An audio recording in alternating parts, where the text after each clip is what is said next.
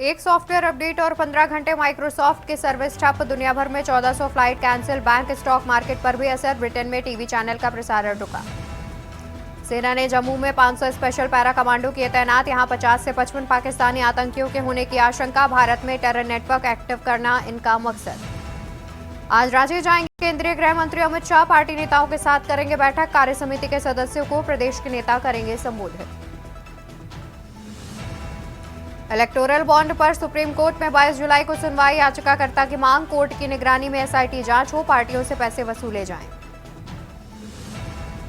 India block का आज राज्यव्यापी विरोध प्रदर्शन। बिहार में बिगड़ती कानून व्यवस्था को लेकर इंडिया ब्लॉक करेगा प्रदर्शन। एमपी, छत्तीसगढ़ समेत 11 राज्यों में बहुत भारी बारिश का अलर्ट। गुजरात में 36 घंटे में 565 mm पानी गिरा। यूपी में मानसून ब्रेक, तापमान 40 डिग्री। आप देख रहे खबरों का सारथी। नमस्कार, स्वागत है आपका लाइव न्यूज में। मैं हूं आपके साथ अवंतिका अवस्थी। रुक करते हैं खबरों की ओर, जहां खबर बरेली से बता रहे हैं आपको। कावड़ यात्रा को लेकर अनोखी पहल। पुलिस ने जारी किया कावड़ यात्रा हेल्पलाइन नंबर। कावड़ियों के लिए हेल्पलाइन नंबर जारी किया है, जहां पर 058129900450 हेल्पलाइन नंबर जारी किया गया है। किसी भी समस्या के लिए इस हेल्पलाइन नंबर पर आप संपर्क कर सकते हैं। तो खबर आपको बता रहे हैं हम बरेली से, जहां पर कावड़ यात्रा को लेकर पुलिस की अनोखी पहल सामने आई है। कावड़ यात्रा पर हेल्पलाइन नंबर भी पुलिस ने जारी किया है, जहां पर किसी भी प्रकार की समस्या के लिए कावड़ियों के लिए एक हेल्पलाइन नंबर जारी किया है, जो कि 058129900450 है। किसी भी समस्या के लिए इस हेल्पलाइन नंबर पर लोग संपर्क कर सकते हैं, पुलिस उनकी मदद करेगी। तो बरेली से खबर, जहां कावड़ यात्रा को लेकर पुलिस की अनोखी पहल सामने आ रही है। पुलिस ने कावड़ यात्रा के लिए एक हेल्पलाइन नंबर जारी किया है। कावड़ियों के लिए हेल्पलाइन नंबर जारी किया गया है, जिससे किसी भी प्रकार की परेशानी, समस्या के लिए इस हेल्पलाइन नंबर पर संपर्क किया जा सकता है। किसी भी समस्या के लिए इस हेल्पलाइन नंबर का प्रयोग करके इस पर संपर्क किया जा सकता है। इस पर पुलिस तुरंत कावड़ियों की मदद के लिए हाजिर होगी। तो पुलिस ने कावड़ यात्रा पर हेल्पलाइन नंबर किया है जारी। कावड़ियों के लिए हेल्पलाइन नंबर जारी किया है। टीवी स्क्रीन पर हम आपको तस्वीर भी दिखा रहे हैं, जहां पर हेल्पलाइन नंबर पुलिस की ओर से जारी किया है।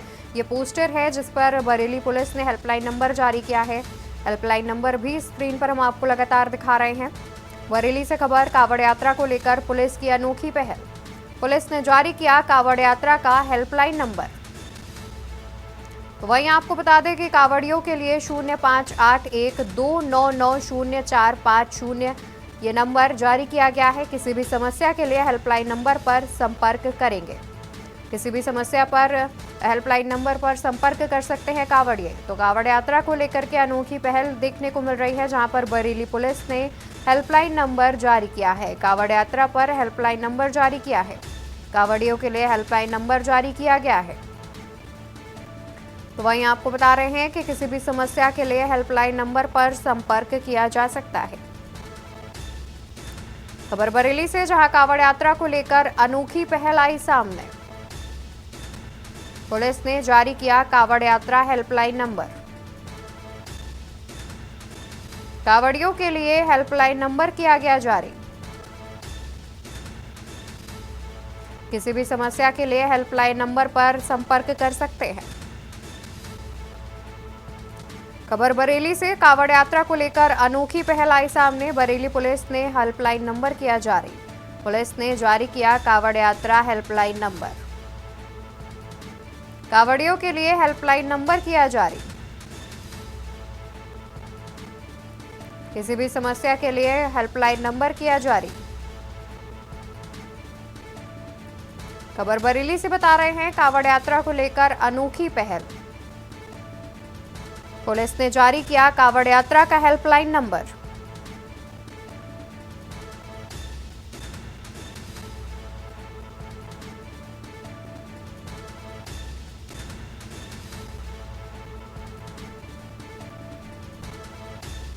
कावड़ यात्रा के लिए हेल्पलाइन नंबर हुआ जारी।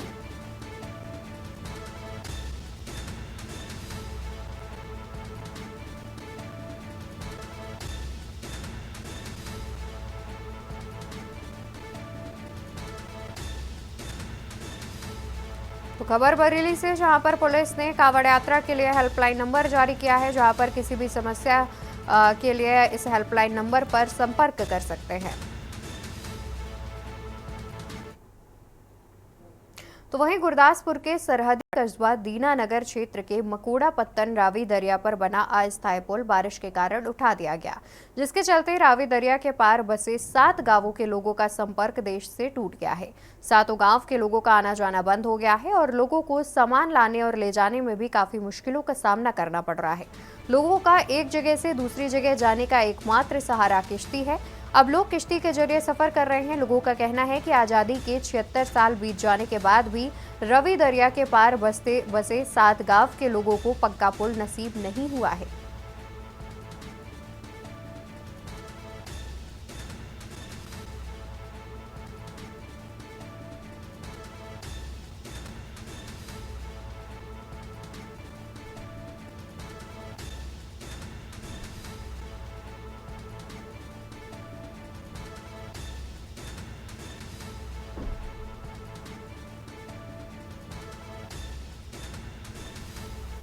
हाँ जी, साढ़े मैं जोगिंदर सिंह पिंड कहते साढ़े 7 पिंड ने लाए दो दरिया पार करके 7 पिंड ने ये पुल का पैसा मंजूर भी हो गया, सेंटर सब कुछ आ गया, पर पंजाब सरकार इन्हों अगे काम नहीं तोड़ रही।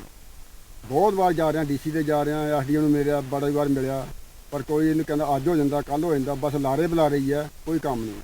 ये तो हुण पता लगा भी निक्के पोस्ट के सामने बार्डर के कंढे बिल्कुल ठगपुर सामने उत्थे कहते भी वो पुल लगा बजन, वो अपनी पोस्ट BSF वास्ते बजन लगा, साढ़े लोगों वास्ते 7 पिंड ने अं जनता कितनी खराब होती है, इधर बार किसी ने ख्याल नहीं कर दिया। कोई भी याद होया कोई याद नहीं, सानी यादी कादी सानू वो तुम यार देखना पानी वो तो जिस पानी आ गया साढ़ा लिंक कट जाना, 2 दिन साढ़ा उधर संपर्क टुट जाना बिल्कुल।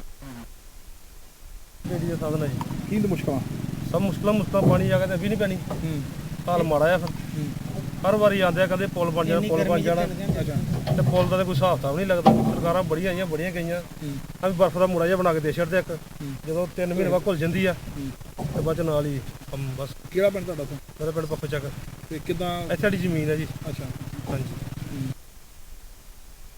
बिलासपुर के गांव भरतवाल के सरपंच रणवीर सिंह तेज पानी के बहाव में बह गए। उन्हें बचाने के लिए उनके 3 साथी मुख्तार सिंह, करतार सिंह ने डूबते हुए सरपंच साथी को बचाने की कोशिश की, लेकिन सरपंच को बचाने के दौरान वे दोनों भी बह गए। पानी के तेज बहाव में बह गए तीनों की तलाश जारी है। रणवीर सिंह के भाई ने बताया कि हमें शाम करीब 7 बजे पता चला और हम तुरंत मौके पर पहुंचे, जबकि मक्खन सिंह और करतार सिंह सरपंच बीर सिंह को बचाने की कोशिश कर रहे थे। वे भी गिर गए और हमने चौथे को सिर की पगड़ी फेंक कर बचा लिया। हमने नहर खंड के SDO को सूचना दी है। हम प्रशासनिक मांग कर रहे हैं कि नहर में सीढ़ी बनाकर पुलिया का भी निर्माण कराया जाए, जिससे कि किसी भी आपात स्थिति में लोगों को बचाया जा सके।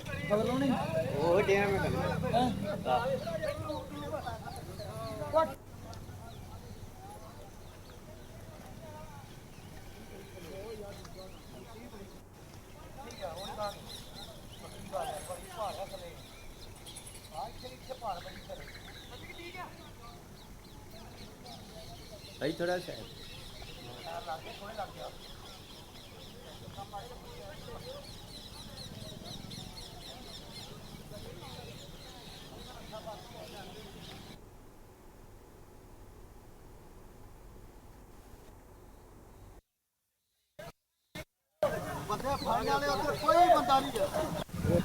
ਸਾਡਾ ਭਰਾ ਵਾਸਤੇ ਰਣਵੀਰ ਸਿੰਘ ਸਰਪੰਚ ਸਾਨੂੰ 7:30 ਵਜੇ ਦੇ ਮੌਕੇ ਪਤਾ ਲੱਗਾ ਤੇ ਅਸੀਂ ਆਏ ਆ। ਉਹ ਸਾਡੇ ਉਹਨਾਂ ਤੋਂ ਮਤਲਬ ਇਹ ਕਿਤੇ ਨਹਿਰ ਦੇ ਵਿੱਚ ਨਹਾਉਣ ਲੱਗੇ ਸੀ।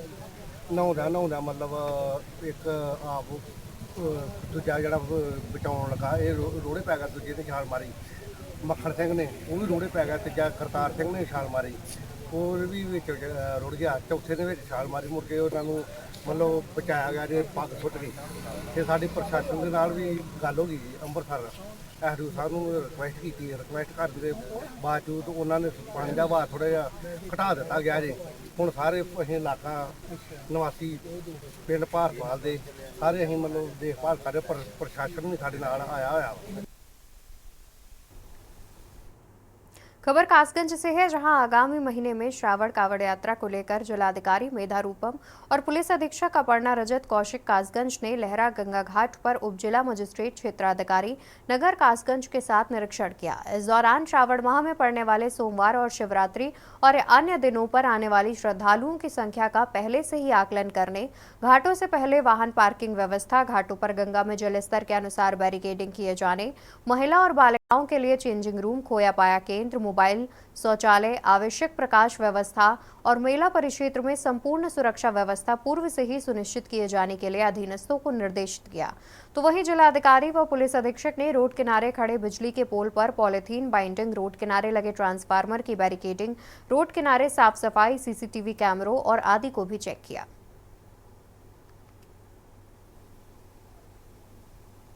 अभी तैयारियां जोर शोर से चल रही हैं और प्रयास ये रहेगा कि श्रद्धालुओं को किसी भी प्रकार की कोई असुविधा नहीं हो। शौचालय की इस बार संख्या बढ़ाई गई है और साथ में चेंजिंग रूम्स की भी संख्या बढ़ाई गई है। डस्टबिन रहेंगे, निरंतर मे आई हेल्प यू डेस्क भी लगेगी। साथ में जो लाइटिंग की व्यवस्था है उसको बढ़ा रहे हैं और साइनेजेस लगा दी गई हैं, बल्लियाँ भी लग गई हैं, जैसे कि इसके आगे खतरा है, इस प्रकार की वार्निंग्स भी रहेंगी, वॉच टावर्स भी बन रहे हैं। निरंतर हम सभी ऑन ड्यूटी रहेंगे। किसी भी प्रकार की कोई समस्या आती है, मेडिकल टीम रहेगी, एम्बुलेंस रहेगी, कुछ भी होगा हम लोग सब सहयोग के लिए हैं।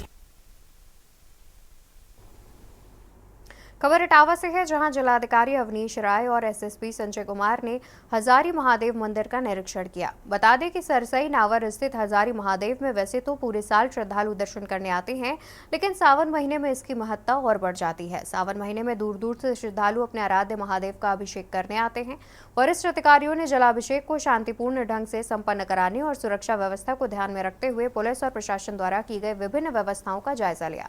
इस दौरान एडीएम अभिनव रंजन, एसपी ग्रामीण सत्यपाल सिंह और सीओ भरतना अतुल प्रधान और अन्य अधिकारी कर्मचारी इस मौके पर उपस्थित रहे।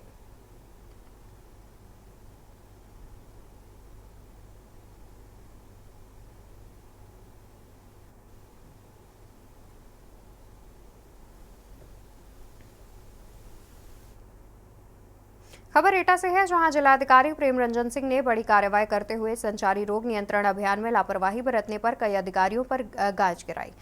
स्वास्थ्य विभाग समेत 12 अधिकारियों पर जिलाधिकारी ने कार्रवाई की है। तो वहां 3 MOIC पर हुई कार्रवाई, प्रतिकूल प्रविष्टि के साथ वेतन रोका गया। 3 ADO पंचायत पर हुई कार्यवाही अनुशासनहीनता और लापरवाही में लिप्त पाए गए। DPO और DPRO समेत EO नगर पंचायत सकीट पर विभाग की प्रगति असंतोषजनक पाए जाने पर भी कार्रवाई की गई।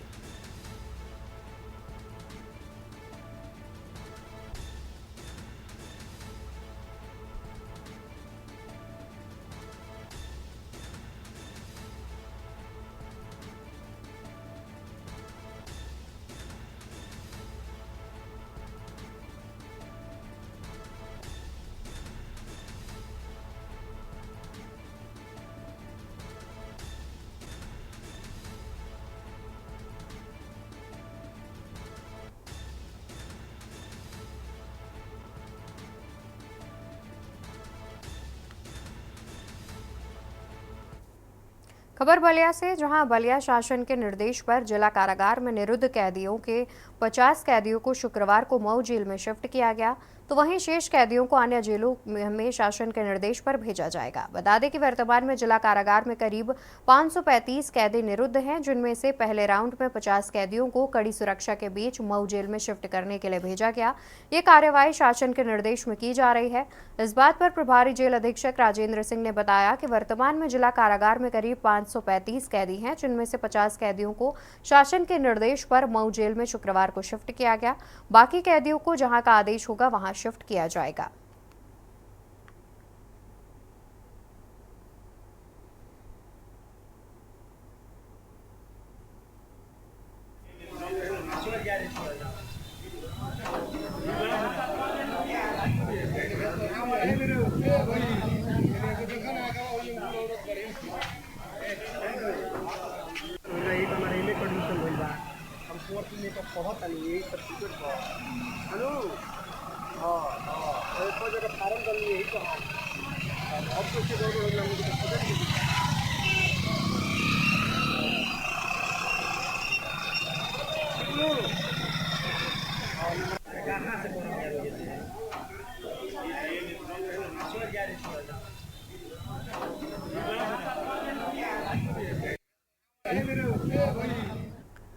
संभल में कावड़ यात्रा को शासन के निर्देश पर इंतजाम पूरे करने में जिला प्रशासन जुट गया है। रास्ते ठीक किए जा रहे हैं, सीसीटीवी लगाए जा रहे हैं, शिविर लगाकर उनमें प्राथमिक इलाज और एंटी स्नैक वेनम जैसी सुविधाओं की व्यवस्थाएं की जा रही हैं।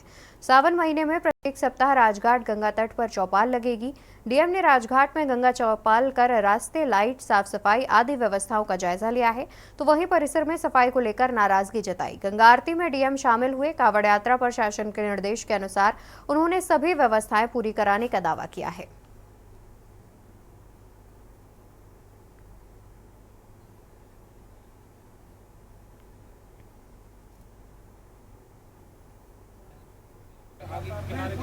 कावड़ यात्रा पर शासन के निर्देशानुसार सभी जो मुख्य मार्ग हैं कावड़ यात्रा की, उनकी सफाई की जा रही है, उनकी मरम्मत की जा रही है। चाहे पीडब्ल्यूडी विभाग है, जिला पंचायत के यहाँ से होता है, मंडी सचिव के यहाँ से, आरईडी के यहाँ से, जो विभाग सड़क बनाता है। तीसरा, सभी जगह पे जो सीसीटीवी कैमरा है वो भी लगाए जा रहे हैं। जो खंबे हैं उनके ऊपर पन्नी लपेटी जा रही है ताकि किसी प्रकार का कोई करंट नहीं आए। जगह जगह पर कावड़ यात्रियों की सुविधा के लिए शिविर भी बनाए जा रहे हैं और वहाँ पे जो एंटी स्नेक वेनम होती है उसकी सुविधा और जो प्राइमरी एड होता है उसकी सुविधा दी जा रही है। और इसी के परिप्रेक्ष्य में हमने क्योंकि राजघाट के ऊपर हमारे बहुत सारे कावड़िए आते हैं और वहाँ से जो जल है वो भी लेते हैं।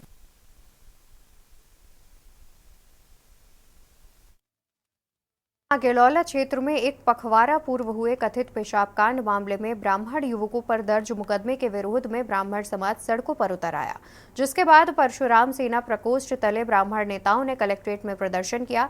एडीएम अमरेंद्र कुमार वर्मा को ब्राह्मण नेताओं ने अपना ज्ञापन सौंपा। मामले को मनगढ़ंत बताते हुए कहा कि ब्राह्मण युवकों पर दर्ज मुकदमा वापस लेने की मांग भी की गई। वहीं परशुराम सेना प्रकोष्ठ के प्रदेश अध्यक्ष महेंद्र नाथ तिवारी ने मामले को राजनीतिक विद्वेष बताया और मुकदमा वापस न होने पर अनिश्चितकालीन धरना प्रदर्शन की चेतावनी दी।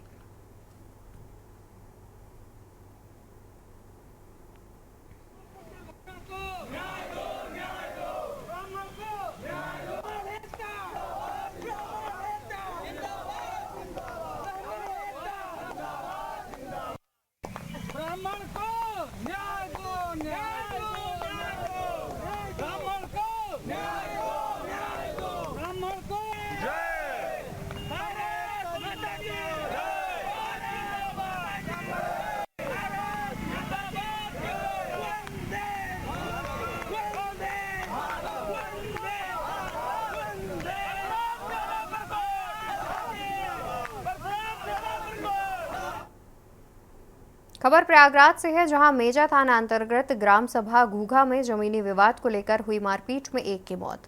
प्राप्त जानकारी के अनुसार घूघा निवासी अंबर सिंह पुत्र रामकुमार और विपक्षी पाठक सुब्बा सिंह पुत्र उमाचरण सिंह, पिंटू पुत्र पाठक व दशवंत आलोक पुत्र गुलाब सिंह से काफी पुरानी जमीनी विवाद चल रहा था, जहां बुधवार को दशवंत आलोक सिंह खेत में मेड़ काटने को लेकर अंबर सिंह से विवाद हुआ।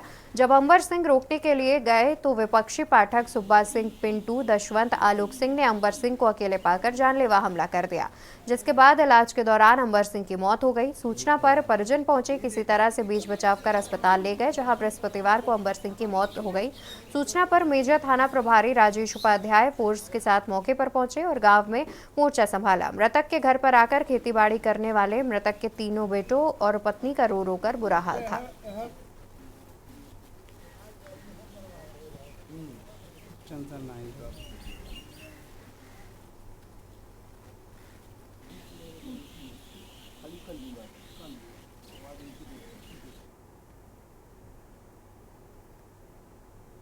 और खबर सीतापुर से है, जहां देर रात ट्रैक्टर ट्रॉली चालक और ई रिक्शा चालक में टक्कर के बाद शुरू हुए विवाद को शांत कराने पहुंचे युवक और उसके पिता पर 2 दर्जन से ज्यादा दबंगों ने धारदार हथियार से हमला कर दिया। हमले में युवक और उसके पिता को दबंगों ने लहूलुहान कर दिया। युवक से लथपथ गंभीर रूप से घायल दोनों को छोड़ दबंग फरार हो गए। दबंगों ने बीच बचाव करने आए पिता और पुत्रों पर हमला किया। पहले पड़ोस के गांव से 2 दर्जन लोग बुलाए थे, तो वहीं घायलों को सीएचसी महमूदाबाद लाया गया है। पुलिस ने मामले में घायलों से तहरीर लेकर जांच शुरू कर दी है। महमूदाबाद कोतवाली क्षेत्र के पचदेवरा चौबे के पास दबंगों ने घटना को अंजाम दिया है।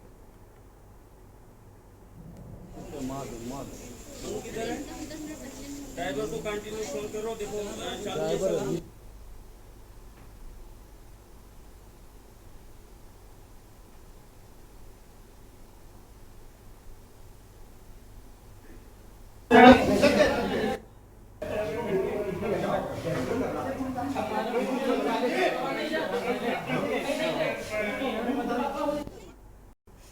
बिजनौर के मंडावर इलाके में लगे मेले में उस वक्त हड़कंप मच गया जब एक युवती से कहासुनी में लेकर दो पक्षों में पहले कहासुनी हुई और फिर जमकर मारपीट हो गई। देखते ही देखते जमकर लाठी डंडे भी चले। जहीं पुलिस ने पीड़ित की तहरीर पर 4 आरोपियों के खिलाफ केस दर्ज कर एक को हिरासत में ले लिया है और कानूनी कार्रवाई में जुट गई है। मारपीट की लाइव वीडियो भी सोशल मीडिया पर वायरल हुई है। आपको बता दें कि मामला बिजनौर के मंडावर थाना क्षेत्र का है, जहां पर एक प्रसिद्ध मजार पर मेला लगा हुआ था। मेले में हर गुरुवार को भारी भीड़ रहती है। फिलहाल पुलिस ने पीड़ित की तहरीर पर 4 लोगों के खिलाफ मारपीट का केस दर्ज कर लिया है और मामले की जांच पड़ताल में जुट गई है।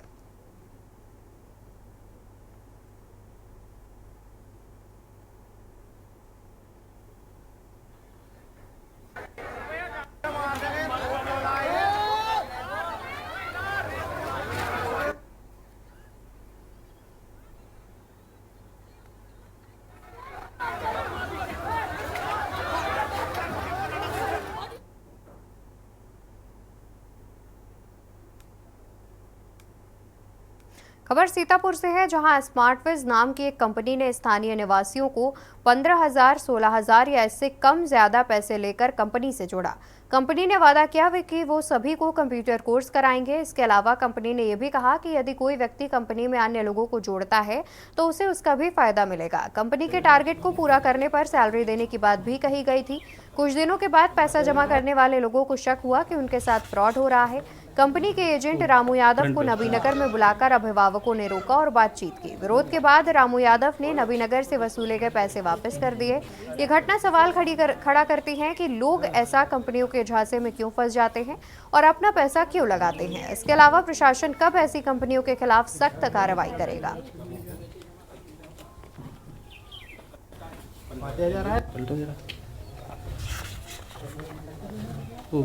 फ्रंट पेज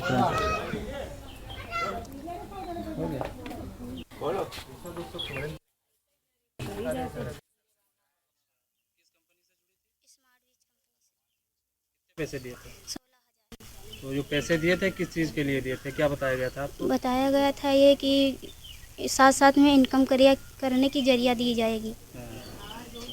कितने दिन हो गए जुड़े हुए आपको? हमको हो गए 2 हफ्ता। अच्छा, कुछ पैसा आया आपके अकाउंट नहीं। में? क्या आप जो 16,000 रुपये दिए थे ना, 16,000 रुपये में आपको क्या क्या सामान दिया गया? बैग और किताबें मिली थोड़ी सी। कौन सा गाँव है? ये नबीनगर। किस कंपनी से जुड़े थे आप? स्मार्ट बेज कंपनी से जुड़े थे। कितना पैसा दिया? 16,000। जब पैसा दिया था तो जो आए थे एजेंट वो क्या बोले थे आपसे? वो कह रहे थे आपको एजुकेशन मिलेगी, कंप्यूटर मिलेगा और सिखाया जाएगा, ट्रेनिंग दी जाएगी, स्टेज पर बोलने के लिए भी आपको सिखाया जाएगा। तो अच्छा, कोई कंप्यूटर सेंटर खोला गया था सिखाने के लिए? नहीं, से खोला नहीं गया था और ढूंढ रहे थे कंप्यूटर। तो क्या किस कंपनी से जुड़ी थी? स्मार्ट बेज। हाँ, कितने पैसे दिए थे? 16,000। किस चीज़ के दिए थे पैसे, क्या बताया था जो एजेंट आते हैं? कंप्यूटर कोर्स सिखाने। तो कहीं सिखाया गया अभी तक? नहीं, पैसे जो दिए थे वापस हो गए? ये वापस हो गए।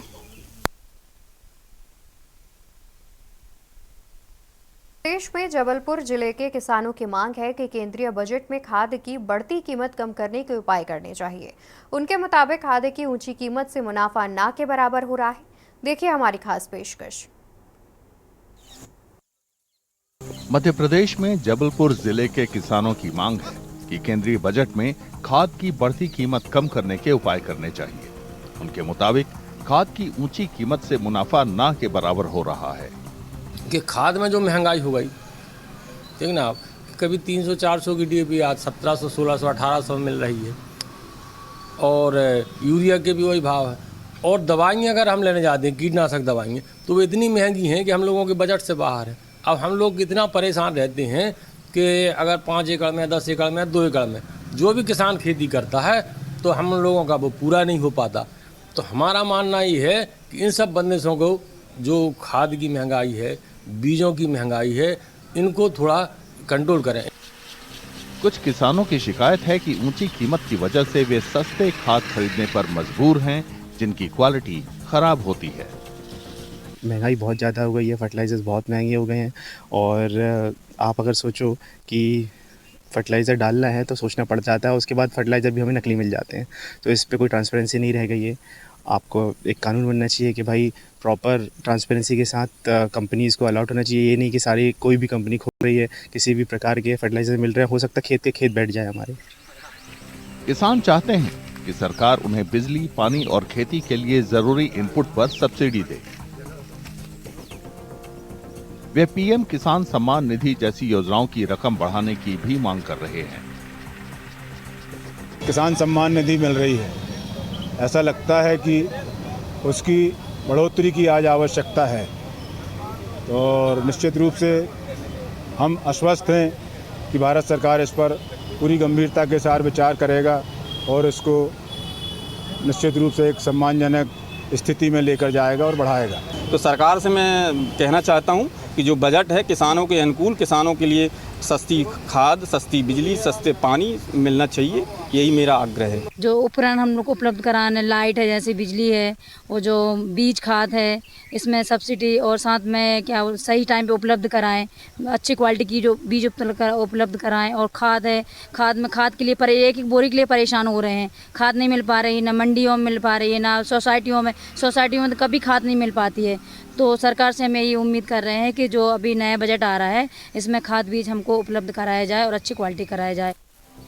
कुछ किसान बीज खरीदने और मानक कीमत पर फसल बेचने के लिए राष्ट्रीय नीति बनाने की भी मांग कर रहे हैं।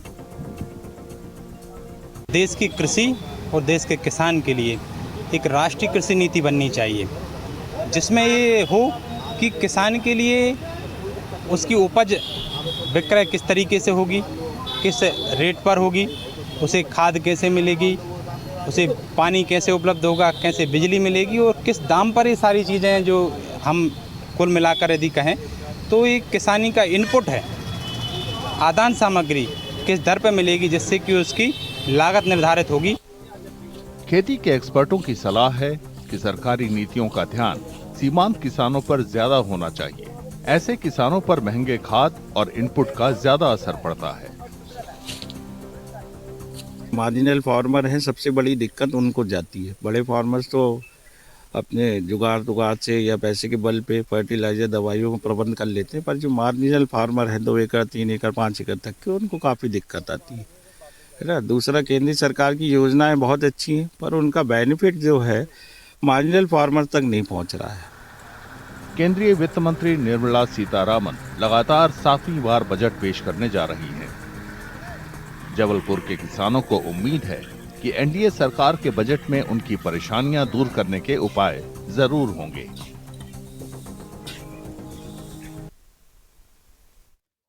रुकेंगे एक छोटे से ब्रेक के लिए, जल्द हाजिर होंगे। आप देख रहे हैं के न्यूज, खबरों का सारथी।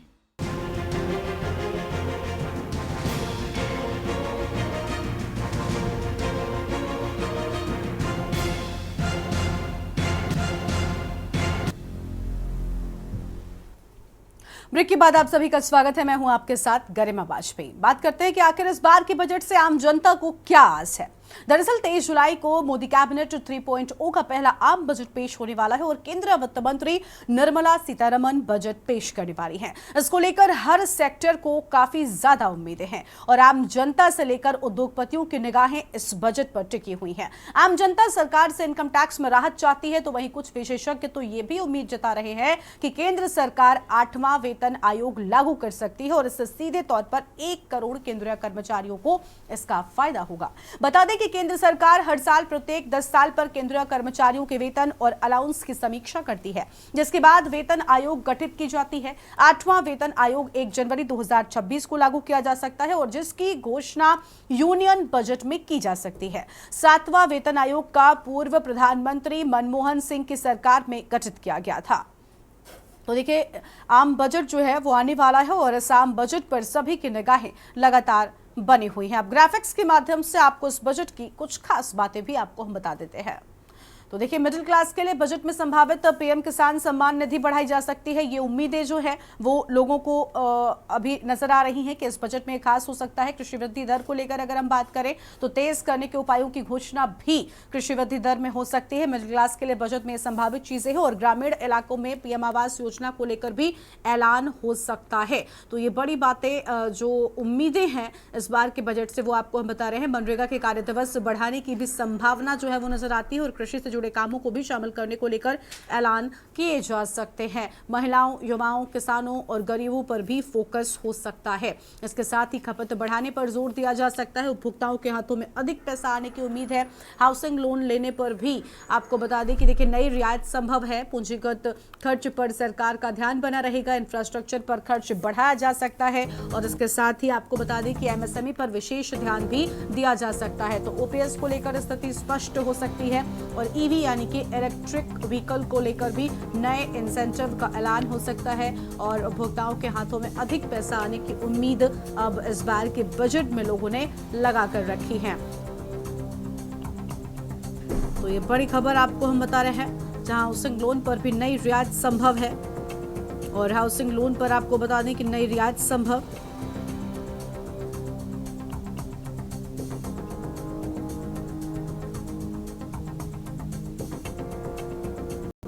इंफ्रास्ट्रक्चर पर खर्च बढ़ाया जा सकता है। तो ये बड़ी उम्मीदें जो बजट में लोगों ने लगा रखी हैं, बजट से लगा रखी हैं, वो आपको हम बता रहे हैं। तो इस बार के बजट में क्या खास होगा,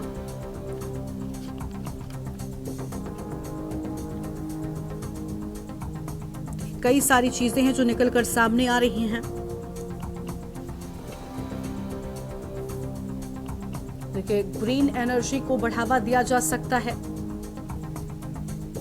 मोदी 3.0 का पहला बजट 23 जुलाई को पेश होगा। तैयारियां शुरू हो चुकी हैं। इनकम टैक्स में बड़ी राहत मिलने की संभावना है। टैक्स व्यवस्था के तहत 10 लाख रुपए से ज्यादा के एनुअल इनकम पर 30% टैक्स लागू होता है। इसमें बदलाव की संभावना जताई जा रही है। महज कुछ दिन बाकी हैं, यानी आप कह सकते हैं तीसरे दिन अभी बजट पेश हो जाएगा। ऐसे में आम आदमी ने बड़ी उम्मीदें जो हैं वो लगा कर रखी हैं। देखिए, बड़ी उम्मीदें आपको हम सबसे पहले जो 10 बड़ी उम्मीदें हैं, 2047 तक विकसित भारत की उम्मीद है। भारत को $5 ट्रिलियन की अर्थव्यवस्था बनाने का खाका खींचेगा इस बार का बजट। विश्व की तीसरी बड़ी अर्थव्यवस्था बनाने के लक्ष्य को पूरा करने का रास्ता बताएगा बजट। तो बुलंद भारत में बजट से जो 10 बड़ी उम्मीदें वो आपको ग्राफिक्स के माध्यम से हम बता रहे हैं। ग्रामीण अर्थव्यवस्था पर विशेष जोर दिए जाने की बात, ग्रामीण इलाकों में पीएम आवास योजना को लेकर ऐलान और इसके साथ ही आपको बता दें कि इंफ्रास्ट्रक्चर, मैन्युफैक्चरिंग को बढ़ावा, पूंजीगत खर्च और बढ़ाना। तो ये सारी बड़ी चीजें सामने आई हैं। निवेश की तेज रफ्तार, आर्थिक वृद्धि दर में तेजी,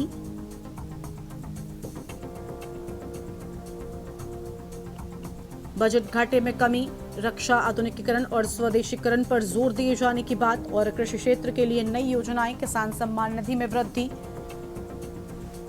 किसान क्रेडिट कार्ड की सीमा बढ़ाना, मनरेगा के कार्य दिवस बढ़ाने की संभावना। इन सभी चीजों को लेकर देखिए बड़ी उम्मीदें लोगों ने लगाई हैं और कृषि से जुड़े कामों को लेकर भी काफी उम्मीदें हैं।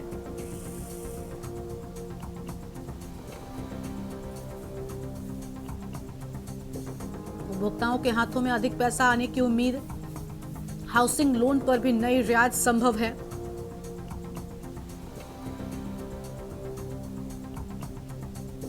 तो ये बड़ी जानकारी आपको हम बता रहे हैं।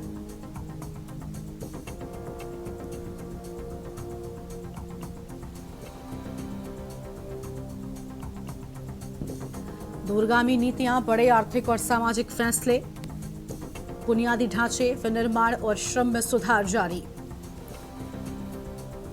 तो ये बड़ी खबर आपको हम बता दें, आंध्र प्रदेश और बिहार पर खास फोकस।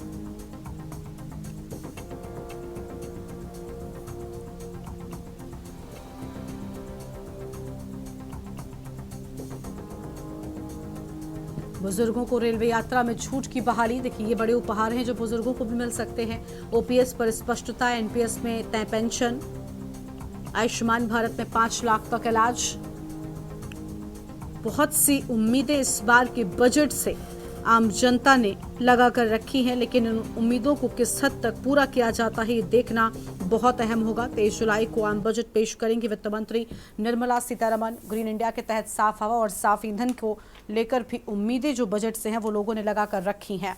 तो बजट से ये वो बड़ी उम्मीदें जो आम जनता ने लगाई हैं, लेकिन इन उम्मीदों में से कितनी उम्मीदों पर बजट खरा उतरता है ये देखना बहुत अहम होगा।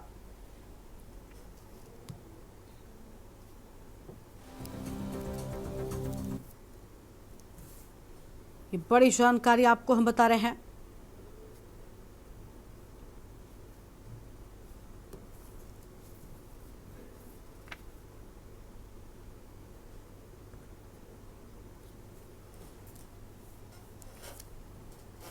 और कानपुर से इसी खबर पर बातचीत के लिए हमारे साथ हमारे संवाददाता अमित शर्मा जुड़ चुके हैं, उनका रुख कर लेते हैं। अमित, बजट को लेकर हर सेक्टर को उम्मीदें हैं, लेकिन कहते हैं कि टैक्स पेयर सबसे ज्यादा नजरें टिका कर रखते हैं इस बजट पर। इसके साथ ही चाहे कृषि वर्ग के लोग हों या फिर आम जनता, क्योंकि इसका सीधा असर कहीं ना कहीं आम जनता पर पड़ता है और यही वजह है कि आम बजट से बड़ी उम्मीदें बताया जा रहा है लोगों ने लगा कर रखी हैं। क्या है पूरी जानकारी? क्या टैक्स पेयर से जब आपने बात किया, क्या लग रहा है इस बार टैक्स स्लैब में कोई नई छूट मिल सकती है?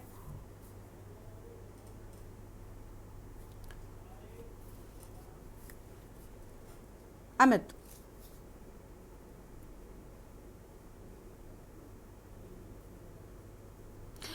पहले तो आपकी आवाज नहीं मिल पा रही है, अनम्यूट कीजिए। और दूसरा ये कि देखिए, टैक्स पेयर्स ने बड़ी उम्मीदें लगाकर रखी हैं कि टैक्स स्लैब में कोई छूट मिल सकती है। इसके साथ ही आम जनता, जो आम घरों के लोग हैं, ये भी बड़ी उम्मीदें बजट से लगाकर रखते हैं। अगर उनसे बातचीत संभव है तो कीजिए और जानिए कि आखिर क्या उम्मीदें इस बार उनको वित्त मंत्री निर्मला सीतारमण के बजट के पिटारे से हैं। अनम्यूट कीजिए अमित, आपकी आवाज अभी भी नहीं मिल रही है।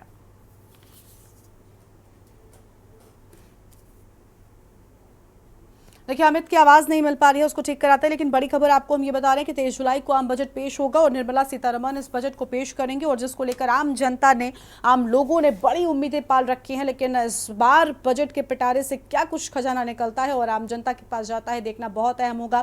फिलहाल ग्राफिक्स के माध्यम से हमने आपको देखिए जो बड़ी उम्मीदें थी वो दिखाई कि बुलंद भारत को लेकर किस तरीके से लोगों ने उम्मीदें लगाकर रखी हैं कि 2047 तक विकसित भारत की एक नई तस्वीर निकलकर सामने आएगी और भारत का रोड मैप जो है वो एक नया होगा। भारत को $5 ट्रिलियन की अर्थव्यवस्था बनाने का खाका इस बजट से क्या खींचेगा, क्योंकि ये मोदी सरकार का तीसरा बजट है और विश्व की तीसरी बड़ी अर्थव्यवस्था बनाने के लक्ष्य को पूरा करने का रास्ता ये बजट बता पाएगा। विकास पर किस तरीके से फोकस होगा, ग्रामीण अर्थव्यवस्था पर किस तरीके से बेहतरी जो है वो नजर आएगी, किस तरीके से उसको बेहतर किया जाएगा, ये सारी बड़ी बातें जो हैं वो निकलकर सामने आएंगी और बजट से काफी हद तक तस्वीर साफ होगी। तो मोदी कैबिनेट 3.0 का पहला आम बजट जो है वो सामने आएगा और फिलहाल 23 जुलाई को आम बजट पेश होगा, ये आम खबर आपको हम बता रहे हैं।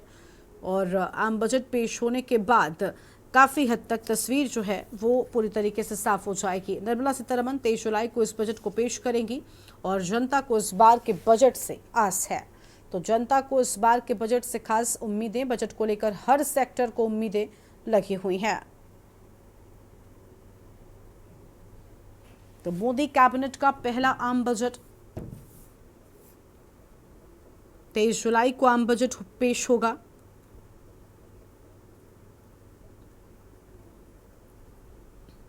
निर्मला सीतारमण बजट पेश करेंगे। अमित, क्या आपको आवाज मिल पा रही है हमारी?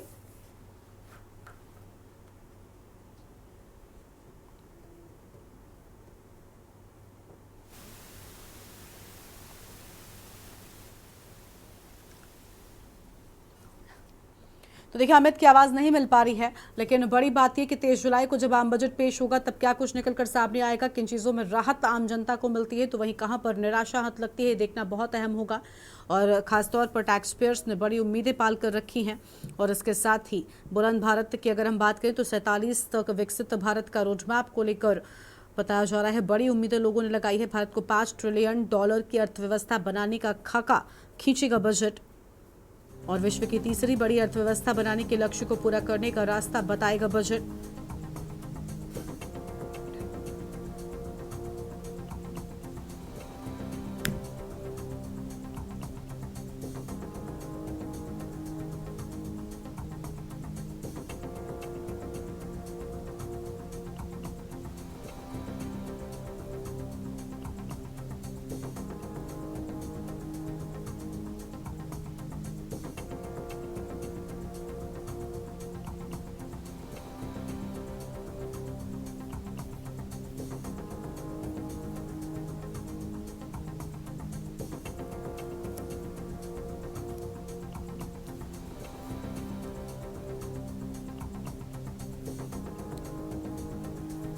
तो कृषि से जुड़े कामों को भी बताया जा रहा है कि बढ़ावा मिल सकता है अगर स्लैब में बदलाव संभव और खपत बढ़ाने पर जोर।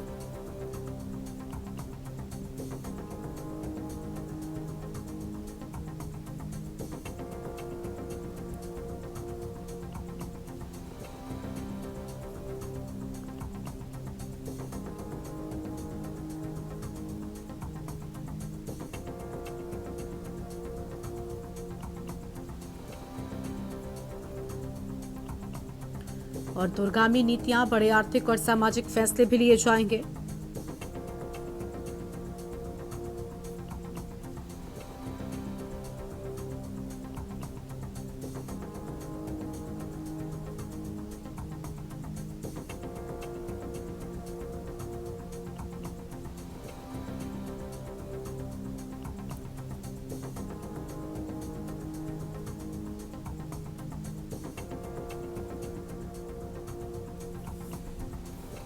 ओपीएस पर स्पष्टता होगी और आयुष्मान भारत में 5 लाख तक का मुफ्त इलाज भी इस बजट में आम लोगों को मिल सकता है। ये बड़ी उम्मीदें हैं जो बजट से लोगों ने लगाई हैं। वहीं ग्रीन इंडिया की अगर हम बात करें तो इलेक्ट्रिक व्हीकल्स को लेकर भी नई चीजें सामने आ सकती हैं। साफ हवा और साफ ईंधन उपलब्ध हो, ये भी सरकार सुनिश्चित करा सकती है। 47 तक विकसित भारत के रोडमैप को लेकर अहम जानकारी और पीएम किसान सम्मान निधि बढ़ाई जा सकती है। तो मिडिल क्लास के बजट में ये संभावित चीजें सामने आ रही हैं।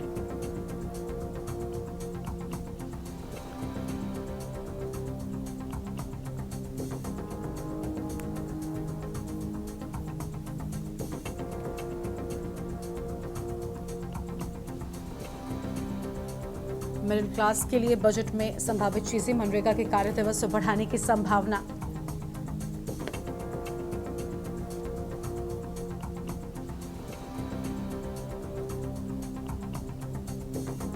मिडिल क्लास के लिए बजट में संभावित चीजें,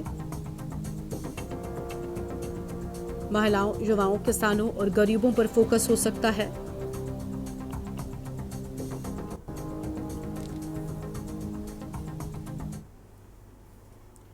देखिए, बजट पर करेंगे विस्तार से बातचीत कि बजट से आम जनता ने कितनी आस लगाई हो और इस बार वो आस, वो उम्मीद किस हद तक पूरी हो सकती है। एक छोटे से ब्रेक के लिए फिलहाल यहाँ पर रुकते हैं, फौरन लौटेंगे। आप देख रहे हैं के न्यूज, खबरों का सारथी।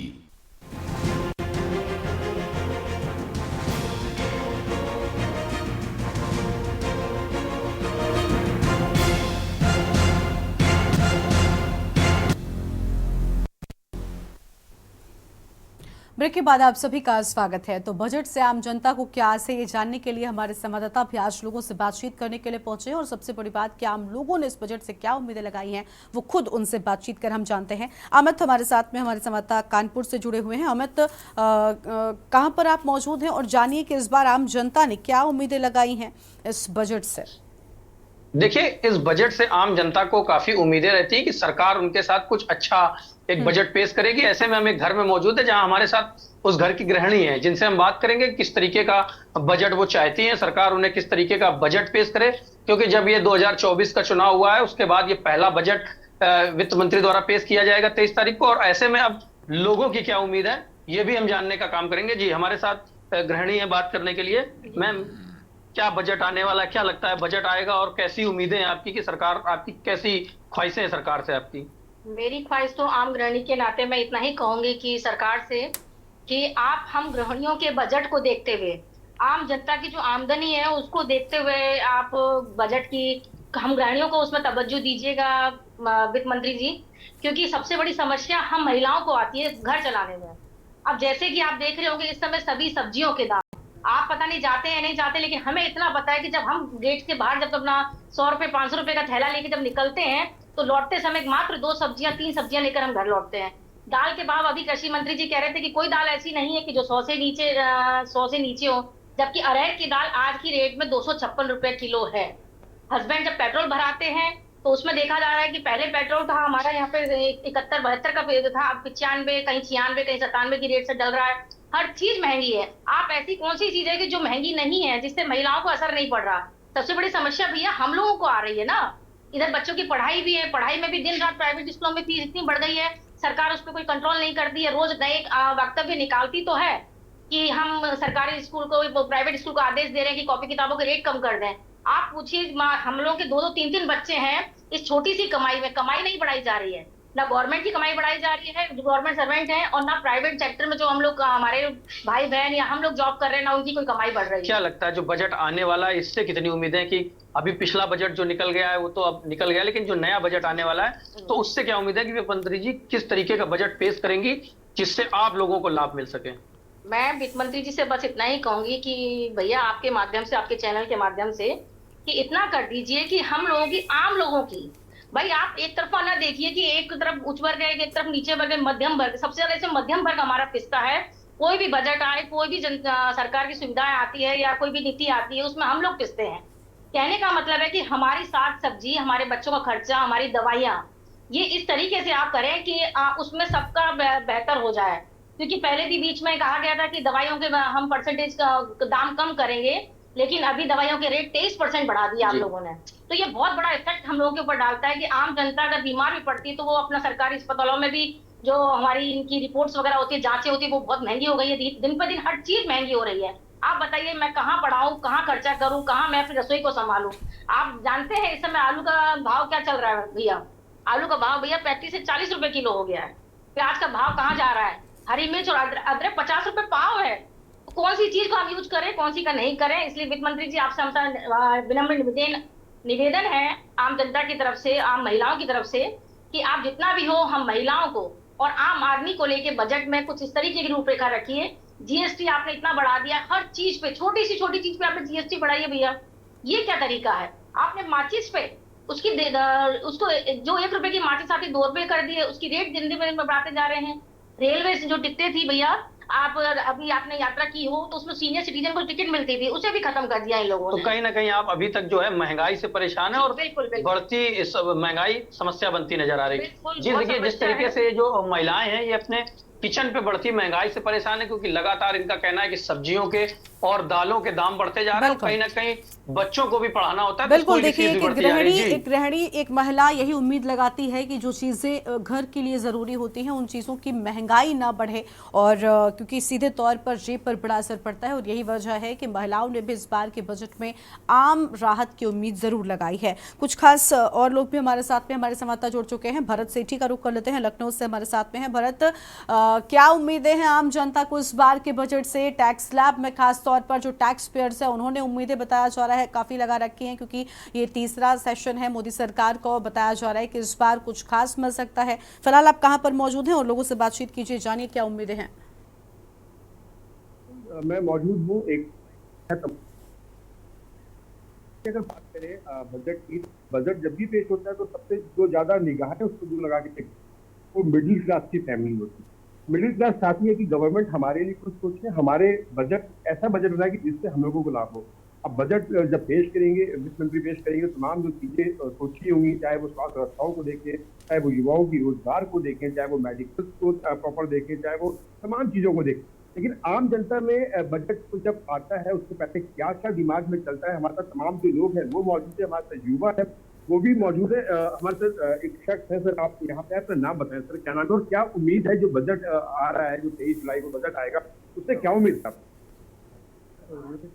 क्या है, अब जो है अभी तो मैं गया था लोहिया हॉस्पिटल किसी काम से जो है पर्चा बनवाने, तो एक्चुअली हुआ ये कि वहाँ पे व्यवस्था बहुत ही खराब है, मेडिकल स्टोरों का भी व्यवस्था खराब, दवाई यहाँ आदमी मर्ज बन के जाता तो है लेकिन उससे ज़्यादा तबीयत खराब हो जाती है, क्योंकि ना बैठने की सुविधा है और लाइन में भी घंटों लगा देते हैं, तो वहाँ पर मतलब कुछ खास व्यवस्था नहीं दे रखी है। देखिए, स्वास्थ्य व्यवस्थाओं पर जरूर ध्यान रखिए। हमारे साथ एक और शख्स मौजूद है, प्लीज आप इधर आए और बताएंगे किस तरीके से आप बजट को, जो आने वाला बजट है जुलाई में 23 तारीख को, किस तरीके से देख रहे, क्या उम्मीद है बजट को लेकर?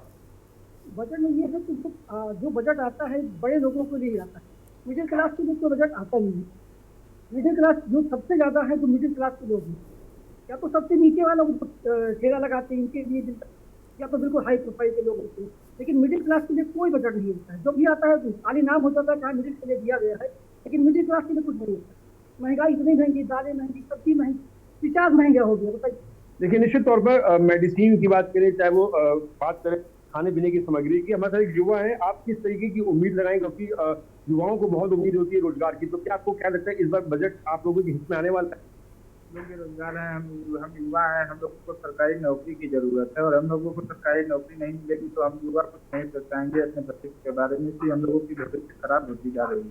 तो क्या उम्मीद है इस बार के बजट से, सरकार से? इस बार की बजट सर हमेशा आ रही है, पैसा आ रहा है, बट हम लोगों के लिए कोई उम्मीद नहीं है। भर्तियां आती हैं और कैंसिल हो जाती हैं, कोई क्लियरेंस नहीं मिलता है हम लोगों को। देखिए, निश्चित तौर पर युवाओं को सबसे ज्यादा जो इम्पोर्टेंट है अपने लिए वो अपनी रोजगार है, कि इनको रोजगार मिले। बजट ऐसा लेके आए कि जो सरकार और राज्य सरकार मिलकर युवाओं को नौकरी, जब तमाम जो चीजें, चाहे रेलवे की बात करें बजट को लेकर, चाहे एजुकेशन की बात करें, चाहे गरीबी आवाज की बात करें, क्या मिडिल क्लास लोगों को कितना लाभ होने वाला है? बिल्कुल, देखिए युवाओं ने रोजगार की उम्मीद लगाकर रखी है, लेकिन देखिए बजट में भी काफी कुछ उम्मीदें आम लोगों ने लगाई हैं। वापस लौटेंगे आपके पास में, राजू शर्मा हमारे साथ में है, मेरठ से, उनका रुख कर लेते हैं। राजू, मेरठ की जनता ने इस बार के बजट से क्या उम्मीदें पाल कर रखी और क्या लग रहा है बजट का पिटारा जब खुलेगा तो उनकी उम्मीदें पूरी हो पाएंगी? हाँ बिल्कुल, देखिए गरिमा, बजट को लेकर जो आम जनता है बड़ी उम्मीदें लगाए बैठी है, सोच रही है कि क्या इस बार जो बजट आएगा उसमें कुछ राहत हमें मिलती हुई नजर आएगी। आम जनता लगा रही है, लेकिन कितनी उम्मीद आम जनता को बजट में मिलेगी ये तो बजट आने के बाद ही पता चलेगा। लेकिन फिलहाल जो जनता है बड़ी उम्मीद लगा रही है, उनसे बात कर लेते हैं कि आखिर क्या उम्मीदें हैं, किस तरह का बजट चाहते हैं और क्या क्या छूट वो चाहते हैं बजट में। पहले युवा से बात करेंगे कि जानेंगे कि किस तरह का बजट चाह रहे हैं। भाई सबसे पहले अपना नाम बताइए, क्या नाम है आपका? सचिन भाई, क्या बजट में चाह रहे हो इस बार? बहुत ज्यादा चल रहा है।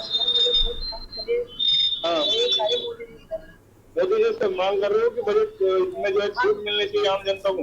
लग रहा है कि महंगाई बढ़ रही है, महंगा हो रहा है, पढ़ाई पर भी। अच्छा, पेट्रोल भी महंगा है। हाँ, तो क्या चाहते हो, पेट्रोल बंद कर जाए? अच्छा, तो देखिए ये युवा है, युवा भी चाहते हैं कि जो बजट है उसमें बिल्कुल, युवाओं ने भी खास उम्मीदें लगाकर रखी है। ठीक है राजू, शुक्रिया आपका हमारे साथ जुड़ने के लिए। अनिल मेड़ा हमारे साथ में बुलंदशहर से जुड़ चुके हैं, अनिल का रुख कर लेते हैं। अनिल, बुलंदशहर की आम जनता को क्या उम्मीदें हैं? बुलंदशहर की अगर हम बात करें, किसानों ने इस बार क्या उम्मीदें लगाकर रखी है, बताया जा रहा है इस बार के बजट में किसानों के लिए कुछ खास हो सकता है? जी देखिए गर्मा, बिल्कुल मैं आपको बता कि जो तीसरी कैबिनेट जो शुरू होगी उसमें जो निर्मला सीतारमण जो बजट पेश करेंगे उसको लेकर जनता को काफी उम्मीद है। लेकिन अगर जनता की अगर मूड की बात करें तो जनता जो पहले बजट से निराश जरूर हुई थी, लेकिन अब का जनता की जो उम्मीद है, जनता का जो मन है वो ये है कि अब जो वित्त मंत्री है वो लगता है जनता को निराश नहीं करेंगे। देखिए मेरे साथ ये जनता के काफी लोग मौजूद हैं, किसान भी मौजूद हैं, व्यापारी वर्ग के भी लोग मौजूद हैं और सभी लोग तरह के लोग यहाँ मौजूद हैं। हम इनसे सबसे बात करते हैं कि क्या उम्मीद है। हाँ, क्या उम्मीद है? हमें उम्मीद है स्वास्थ्य विभाग और हमारा जो किसान की जो जरूरतें हैं उनको पूरा किया जाए। जिस तरह से मेडिकल लाइन है उसको भी सही से ठीक ठाक किया जाए। शिक्षा को देखा जाए तो आज के समय में एक बच्चे को पढ़ाने के लिए हमें लगभग 3,000 रुपये महीने की आवश्यकता होती है, जो कि पहले के मुकाबले कहीं बहुत ज्यादा है। इसको सरकार को ध्यान रखते हुए इस चीजों पे थोड़ा कम किया जाए। और मेडिकल लाइन जहाँ पे जब किसान की कीमत हर उत्तर प्रदेश में एक जैसी हो सकती है, तो मेडिकल लाइन में एक से का रेट कहीं 300 रुपए, कहीं 500 रुपए, कहीं 700 रुपए। इनकी लिस्ट क्यों नहीं है? इनकी लिस्ट होनी चाहिए, हर अस्पताल में इनकी सारी चीजें होनी चाहिए जो सेम रेट हो, ताकि किसी भी गरीब व्यक्ति पे कोई फर्क ना पड़े और बड़े से बड़े हॉस्पिटल जाके वो अपना इलाज करा सके। अच्छा देखिए मेरे साथ एक किसान मौजूद है। हम दादा, आप एक किसान है, मध्यम वर्ग के किसान है, और क्या उम्मीद है बजट से? बजट से उम्मीद है साहब, जो रेट पहले अनाज के चल रहे वही अब है, गेहूं की बोरी जितने की पहले जा रही वाटे भी नीचे की जा रही है अब तो। बिल्कुल, साफ तौर पर देखिए अनिल, लोगों ने बड़ी उम्मीदें लगाकर रखी है, लेकिन बस यही देखना है कि 23 जुलाई को जब वित्त मंत्री निर्मला सीतारमण बजट पेश करेंगे उस दौरान इन उम्मीदों को किस हद तक पूरा कर पाने में सरकार और वित्त मंत्री जी कामयाब हो पाती है, देखना बहुत अहम होगा। शुक्रिया आपका भी हमारे साथ जुड़ने के लिए और आम लोगों की राय आम जनता तक पहुंचाने के लिए। तो निर्मला सीतारमण पेश करेंगे बजट 23 जुलाई को। इंतजार जो है वो अब महज कुछ दिनों का बचा है, जिसके बाद बजट में इस बार आम जनता के लिए क्या कुछ खास होगा ये देखना बहुत अहम होगा। उम्मीद यही कि आम जनता की जो उम्मीदें हैं बजट से वो जरूर पूरी हो। इस बुलेटिन में इतना ही। आप देखते रहिए के न्यूज़ इंडिया। नमस्कार। आप देख रहे हैं के न्यूज़, खबरों का सारथी।